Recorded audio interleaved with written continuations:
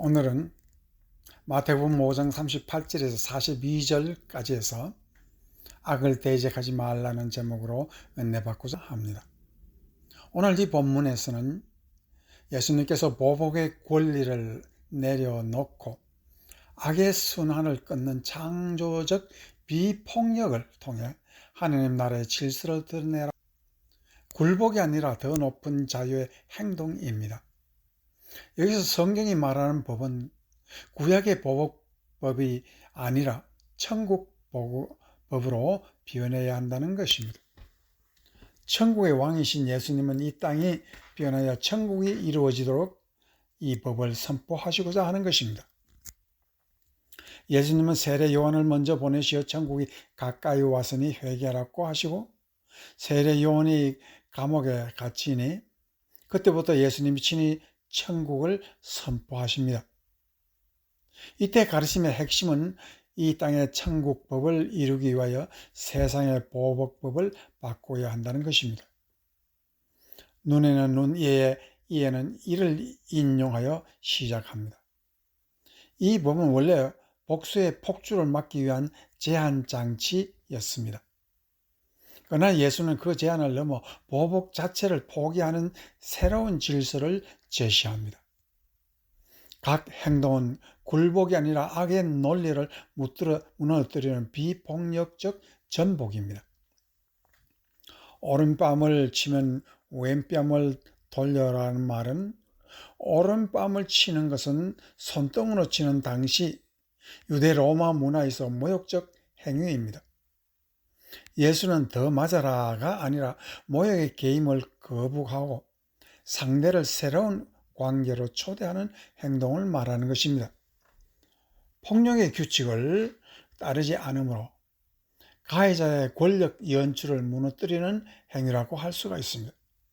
또 그 다음에 속옷을 달라 하면 겉옷까지 주라는 말은 출애굽기 22장 26, 27에서 겉옷은 율법상 빼앗을 수 없는 기본 생존권을 말하고 있습니다. 그런데 겉옷까지 내어주는 행위는 가해자의 탐욕을 드러내고 재판의 부조리를 폭로하는 상징적 과잉 행동입니다. 즉 당신이 원하는 것이 이것입니까? 하고 악의 구조를 드러내는 노출의 행위라고 할 수가 있습니다. 그 다음에 억지로 한 마일 가게 하거든 두 마일을 가라는 말은 로마 군인은 민간인을 법적 제한으로 1마일까지만 강제 동원할 수가 있었습니다. 두 번째 마일은 군인의 법적 위험을 드러내는 역전 행위입니다. 억압의 명령을 자발성으로 전복하여 나는 당신의 지배 아래 있는 존재가 아니다라는 자유의 선언이 되는 것입니다.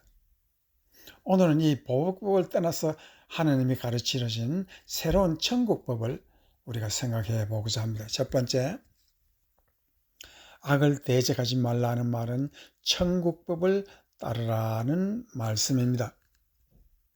예수님께서 내가 곧 길이요 진리요 생명이라 하신 이유는 세상 법은 진리의 그림자요 알맹이가 없다는 것입니다.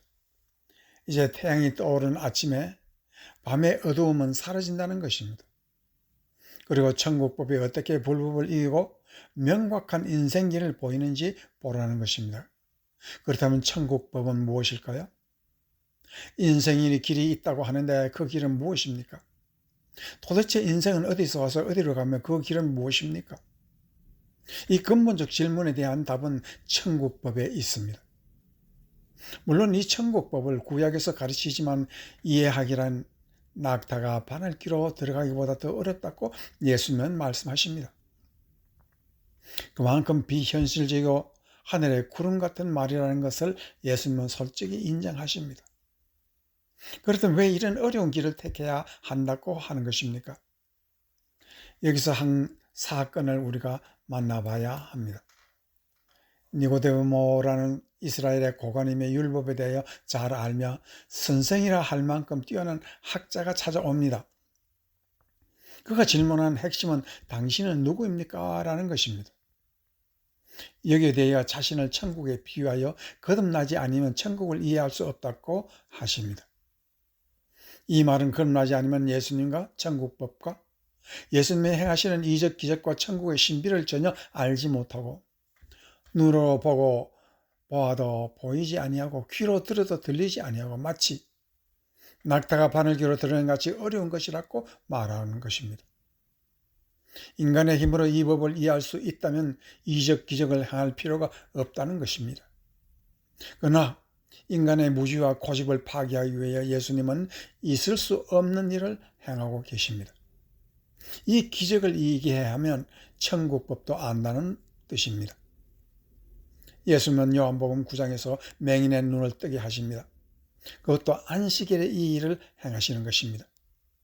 그래서 바리새인들과 서기관들이 들고 일어나 예수님의 눈을 고친 것은 있을 수 없는 위선이라고 말하고 안식일을 범한 것도 있을 수 없는 일이라고 말합니다.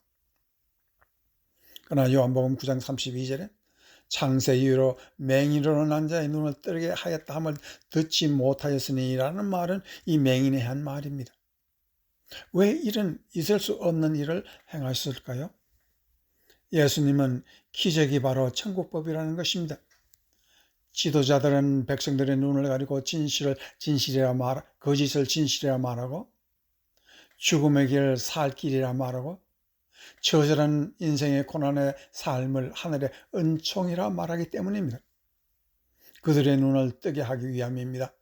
그래서 요한복음 9장 39절에서 41절 말씀에 보면 예수께서 이르시되 내가 심판하러 이 세상에 왔으니 보지 못하는 자는 보게 하고 보는 자들은 맹인이 되게 하려 함이라 하시니 바리새인들 중에 예수와 함께 했던 자들이 이 말씀을 듣고 이르되 우리도 맹인인가? 예수께서 이르시되 너희가 맹인이었다면 죄가 없으려니와 본다고 하니 너희 죄가 그대로 있느니라고 말을 하고 있습니다. 이 말에서 율법에 정통하고 다 안다는 바리새인들을 향하여 길에 버려진 맹인보다 너희들이 더 맹인이라고 말하고 있습니다. 너희가 맹인이 아니면 누가 맹인인가? 너희가 본다면 죄가 그대로 있지만은 너희가 죄가 보지 못한다면 오히려 죄가 없다고 말하고 있습니다. 인류 역사의 유일한 유대 민족만이 하나님의 이 법을 받은 사람들입니다. 그들은 율법을 통하여 천국법을 주셨습니다. 그러나 천국법은 믿음의 눈이 없으면 보지 않는다는 사실을 모르고 있습니다. 믿음으로 거듭나서 예수를 바르면 그제서 천국이 보이고 천국법이 보인다는 것입니다. 이러한 현상은 사람은 알 수 없다는 것이죠. 이것이 이 땅에서 유일하게 복을 받는 나라가 믿음을 배신하고 있음을 예수님이 밝히는 현장입니다. 맹인에게 내일이 있을까요? 참으로 어려운 질문입니다. 오직 내 손이 뻗는 한계에서 세상이 존재하고 있다고 생각할 것입니다. 앞날은 결코 알 수 없는 일입니다. 그러한 사람에게 세상을 활짝 열어주신 분이 바로 예수님이십니다. 그는 천국 그 자체요, 법이요, 길이요, 진리라는 사실을 말하고 있습니다. 여기서 그를 믿는 것은 천국 향해 방향을 잡는 것입니다. 믿음이란 악과 불량과 삶의 암초와 어둠의 권세를 피하여 예수로 방향을 잡는 것입니다. 이것이 구원에 이르게 하는 것입니다. 믿음 그 자체는 물론 구원이 아닙니다. 그러나 믿음은 세상 능력과 지혜를 초월하는 지혜가 있어야 천국법을 보는 눈을 얻는 것입니다. 히브리서 11장 1절에 믿음은 바라는 것들의 실상이요 보이지 않는 것들의 증거이니라는 말에서 믿음은 바라만 보던 것이 사실 실상으로 눈앞에 가까이 왔다는 말을 하고 있습니다. 이로써 천국을 눈으로 보고 그리고 천국의 법을 볼 수 있는 유일한 길이라는 말입니다. 그래서 바라는 것들의 실상이라 할 때 실상은 후포스타시스라는 말로 쓰는데 이는 고대 헬라어에서 실체, 근거, 보증, 법적 집 소유권, 문서, 영어로는 타이틀 디드로 사용되는 단어입니다. 믿음은 언젠가 이루어지면 좋겠다 하는 희망이 아니라 하나님이 약속하신 미래가 이미 나에게 법적으로 보장된 실체라는 의미입니다. 당시 법에서는 그 문서를, 땅 문서를 후포스타시스라는 소유권을 증명하는 실제 문서였습니다. 믿음은 바로 그 문서처럼 하나님의 약속이 내 삶에서 실제로 효력을 발휘하고 있다는 말입니다. 이것이 예수님 믿음이며 그 안에 생명이 있다고 말하는 것입니다. 구원의 하나님이라는 말은 우리에게 닥쳐온 검은 구름은 두려워할 대상이 아니라 주님께 가까이 가라는 지시라는 것입니다. 악이 우리를 두려움으로 몰아넣어도 우리의 눈은 예수를 향한 의지가 믿음입니다. 그래서 믿음으로 구원에 이르는 것입니다. 믿음으로 악의 힘을 피하고 천국법을 따라갈 때에 악을 대적하는 것입니다.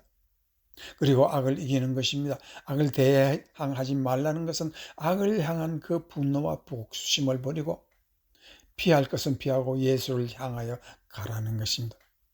히브리서 12장 1, 2절에 보면은 이러므로 우리가 구름 같은 둘러선 허다한 증인들이 있으니 모든 무거운 것과 얽매이는 쉬운 죄를 벗어버리고 인내로서 우리 앞에 당한 경주를 하며 믿음의 주여 또 온전하게 하신 이의 예수를 바라보자.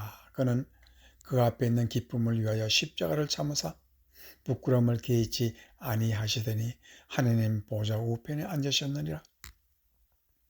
여기서 믿음이라는 인생의 무게를 벗게 하는 지혜를 말하며 인내의 목표점을 향하는 마라톤 선수라고 말합니다. 그 힘의 시작이 어디에 있다고 하는 것입니까? 히브리서 저자는 믿음의 주로 할 때 아르케곤이라는 단어를 쓰고 있습니다. 아르케곤이라는 말은 시작자라는 뜻입니다. 믿음의 시작자가 예수라는 뜻입니다. 그리고 온전하게 하시는 이라고 얘기할 때 텔레오텐이라는 말은 완성자라는 뜻입니다. 믿음의 목표가 예수라는 것이겠죠. 즉 믿음의 시작과 끝은 예수요. 이 예수가 천국국을 이 땅에 시작하시고 완성하시는 분이라는 뜻입니다.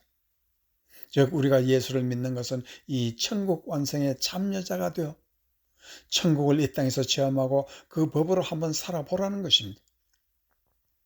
이 법을 경험하지 못하면 천국 사람이 되기 어렵다는 것입니다.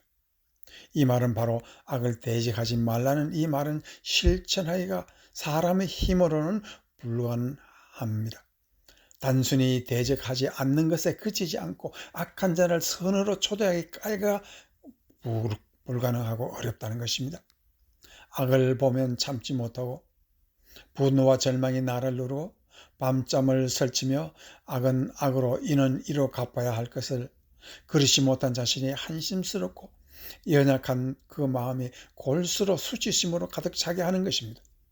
그래서 남에게 멀어지고 세상을 원망하며 마음의 원한을 숨기지 못하는 심리적 고통을 말합니다. 그러나 십자가를 보라는 것입니다. 악을 바라보는 시간에 천국법을 따르는 것입니다. 예수가 왜 악하고 죄 많은 나를 위해 십자가에 달리신 것을 보라는 것입니다. 여기에 악을 이기는 힘이 있습니다. 이 복을 받는 여러분 되시기를 주의 이름으로 축원합니다.